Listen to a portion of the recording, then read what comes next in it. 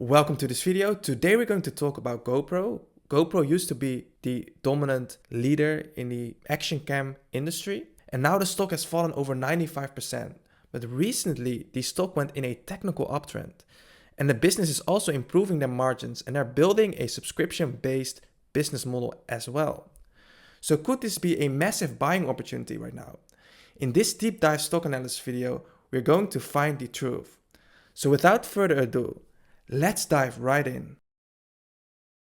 So what is GoPro? You've probably heard of it. They make action cameras for extreme sports, for travel, for many cool things. Waterproof, it's very durable, and you can use it to make videos. The CEO and founder of GoPro is Nick Woodman. He was motivated by a surfing trip to Australia in which he was hoping to capture high quality action photos, but could not because amateur photographers could not get close enough. That's when he decided to make a small action camera. The reason GoPro stock has fallen over 95% in many years is because an increase of competition. Nick Woodman, the CEO, said that the demand for making videos and sharing online will not go away anytime soon, and he's completely right.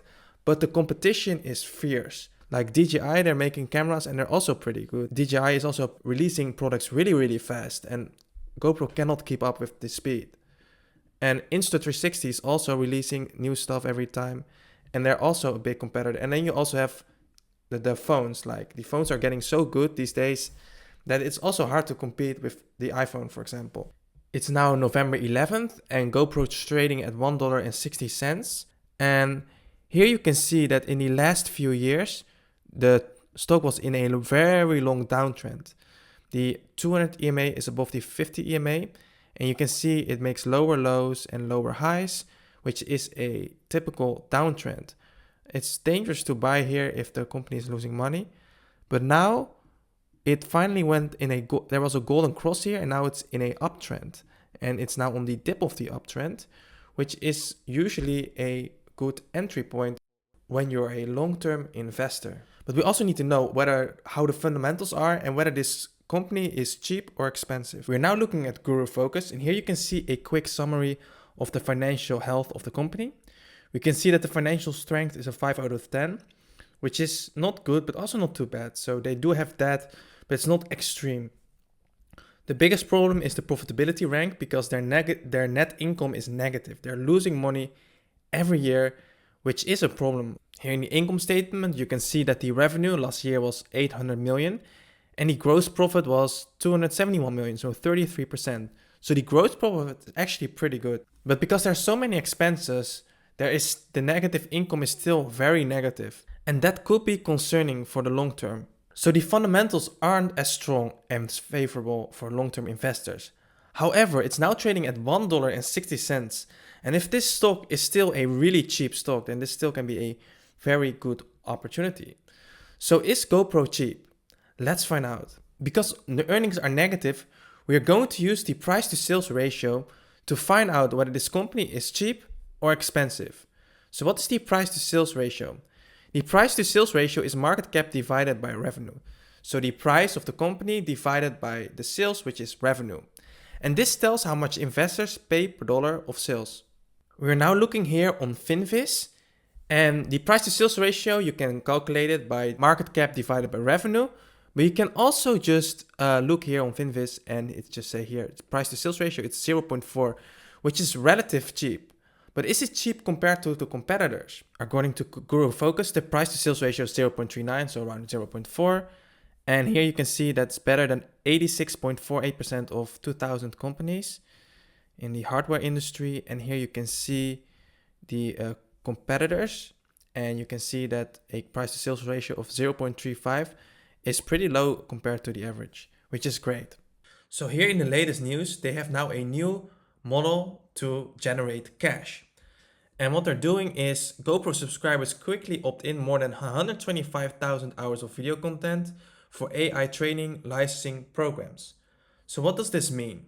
This means that GoPro is selling the footage to AI companies, and they get paid from AI companies for the footage, and they split it with the users. So if you're a user, you can upload your content, then GoPro sends it to the AI company, and then the AI company pays GoPro, and GoPro split the revenue with you.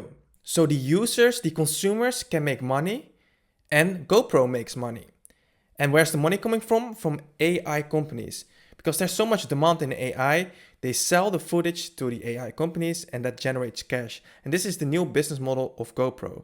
And I think this has a strong future. And this might turn around the company because people are more inclined to buy a GoPro because they can make money with the cameras instantly. So currently, GoPro is burning cash. But how long can they survive until they go bust? Well, in order to know how much time they have left to turn things around, we're going to use the cash runway formula.